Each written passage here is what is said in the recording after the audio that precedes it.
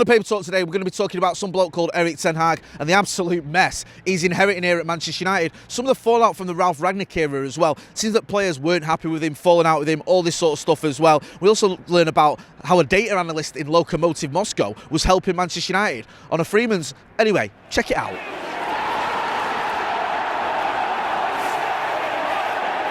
Jay here, Stretford, Paddock. This is the Paper Talk. As you can see, I'm outside Old Trafford where the weather is mild. The weather is mild and the mood is sunny because Ten Hag is arriving today. He starts the day as official Manchester United manager. There's going to be a press conference at 12 o'clock today. Joe's going to be giving you a live reaction from that. There's also an interview that's going out at 10 o'clock. Now, we're filming this before 10 o'clock, so I'm not going to get into that because I don't know what he said yet, but we'll have all the updates from Ten Hag's first day in the job later on today, so make sure you're checking that out and also subscribing to the channel if you're not doing it already and following us on all the socials. Anyway, let's get into it. The main story is focusing on the sort of mess that Ten Hag is inheriting. I mean, there's quite a few stories doing the rounds this morning about just what's been going on at Manchester United over the past 6 months or whatever it is since Ralph Rangnick came in. And it isn't great, I'll be honest with you. I'll also give you a bit of an update from the fallout from yesterday's defeat at Crystal Palace. What was that, our 6th away defeat on the spin? Absolutely shambolic, not good enough at all. And I do feel, I've said this before, I feel for Ten Hag because he's got some reach sorting out to do. There's an article in The Athletic from our mate Laurie Whitwell. He was talking about how United received tactical advice from Lokomotiv performance analyst. Now, this is a story about how Lars Kornetka, who was one of Ralph Rangnick's assistants in the past, was giving tactical advice during matches by talking to Rangnick's assistant Ewan Sharp, who had been communicating with Chris Armas, who's the other coach who Rangnick brought in, via a pair of Apple AirPods. And it seemed that this Kornetka lad was sort of watching the games or getting information about the games online and then relaying some tactical advice and some analysis to the coaching staff. And at some points this even caused a bit of a delay because we had to wait for this analysis to come through. I mean, it's just shambolic, innit? What is going on there? Why have you got unpaid interns watching videos and sending it back to coaches at Manchester United? Listen, I'm a big fan of sort of utilising technology,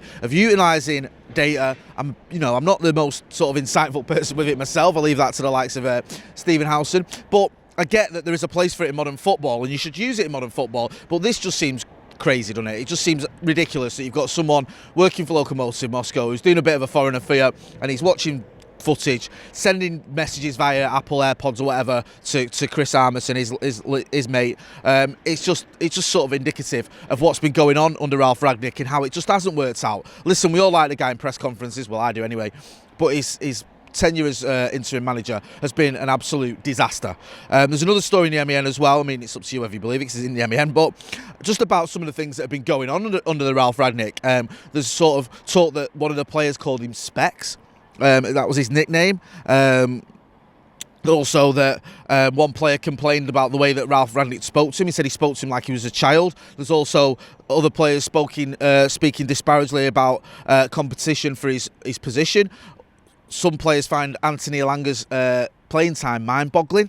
Now, I like Elanga. He's a good young lad. I do think he's been overplayed this season. I think his record speaks for itself. Is it 1 goal in his last 14 games, whatever it is? But that's not his fault. He's a 19-year-old. Well, he's 20 now, but he was 19 when he got into the team. He was forced to play a lot of games because other players weren't there. Marcus Rashford fell off a cliff in terms of his form. Mason Green was obviously unavailable. Andy Martial went on loan. So I think you've got to look at Ralph Rangnick in that rather than Andy Elanga. I don't think you should criticise Andy Elanga, but I can understand why some people did go, why is Andy Elanga playing whatever it is, 20 games on the spin when he's not really been that great? But again, some of the players have to look at themselves. With all this stuff, the players have to look at themselves as well, because whilst I think Ralph Rangnick hasn't been great as a manager, you cannot get a pass to these players. The players just haven't been good enough at all. And yesterday's defeat at Crystal Palace summed it up. I'm going to get into that now, actually.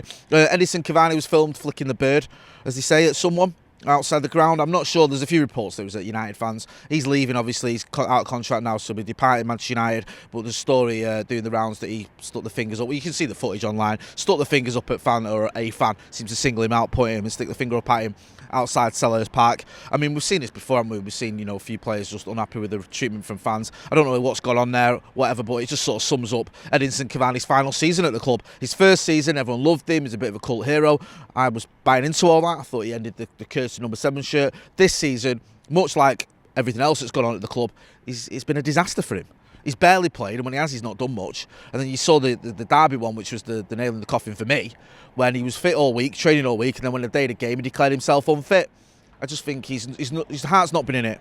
And while I appreciate what he's done, especially in his first season, I just think we have to be honest about his second season. It's not been great, and it almost annoys me a little bit, the love he gets. I know that shouldn't think like that, because I'm always happy when United players do get respect and love off the fans, but he gets his name sang quite a lot for someone who's just faxed it in this season. Anyway, another story doing the rounds. It just seems a mess, this club, at the minute, isn't it? It's just a mess. David De Gea, there was a story that he did an interview with MUTV where there was a claim online that he'd called the team poor, said that it's a poor team. He corrected this, or he didn't correct it, he sort of called it out and said, I didn't say this. If you watch what he said, it's a team sport. It's a sport team, a team sport. It's his accent. He's Spanish, yeah? His accent is probably better, his English is probably better than most of ours, better than mine. But he has got a bit of a twang, and I think people got confused at what he said. He corrected it. I think the original tweeter, it was one of these big accounts, deleted it. But yeah, another storm in a teacup that we can do without, to be honest with you. It just all points towards this absolute mess that Erik Ten Hag's coming into. We've had the usual rounds of social media posts as well after yesterday's result. Harry Maguire posted disappointing end to the season, full of lows, and then there was a bit more in the post. I won't bore you all with it. Alex Telles posted as well. Again, he just said about, I caught myself thinking, was this a good season? Being on a team like United brings great responsibilities, and it wasn't a good season for us. I know, far from it. Then he talks about being a boy from Brazil who dreamed of playing, being a football player, and to make 30 games for Manchester United, is a sort of, is very important to him. He says, I can respect that, but I just don't think Alex Telles is good enough personally. He's just been one of those players. We've had a few of them who, there's different types of players here at Manchester United. There's those that are good enough, or hopefully are good enough, who just haven't turned up, and there's those that just aren't good enough, and unfortunately I'm going to put Alex Telles in the latter category. You may disagree. Get involved in the comments and let us know what you think. Also, just finally, there's a story in the Met show about Erik Ten Hag outlining his plans. This was from an interview he gave ahead of his move to Manchester United, where he said top four is what he expects to do at Manchester United, is what he should be aiming for at Manchester United, the sort of bare minimum. We're going to find out more details about what Erik Ten Hag's got to say about his time at Manchester United with the interviews given and the press conference as well. So make sure you're checking out our live update from that at 12 o'clock. Joe Smith is going to be here giving a live sort of update, watch along, whatever you want to call it, as that unfolds, because it'll be quite interesting to see what Erik Ten Hag says about the job he's got at Manchester United, and it's a mammoth task in it. We've seen the levels that City and Liverpool are at, and we've seen the mess that Erik Ten Hag's inherited, and I wish him well, obviously, but he's got his work cut out, but hopefully he's the right man for the job. Right then, and finally, just after Jay finished with the news, it has been announced officially by Manchester United that Steve McClaren and Mitchell van der Gaag have both been announced as coaches for Manchester United. No quotes from them on their appointments, but this is from Steve McClaren, who was speaking recently about Ten Hag, who said, I thought I worked hard until I met Erik. His great strength lies not just in his attention to detail and organisation. He has a clear philosophy of how he wants to play football and the environment he wants to create. They know each other. We knew this was coming. We knew that Van der Gaag was coming with him as well. But now it's absolutely official. According to Manchester United's website, Steve McClaren and Mitchell van der Gaag have joined Manchester United as two of Erik Ten Hag's coaches. Official, confirmed, sorted. There we go. Anyway, I'm going to leave it there. Make sure you are hitting like, share and subscribe. I've been Jay Moy outside a relatively sunny Old Trafford. Thanks for watching.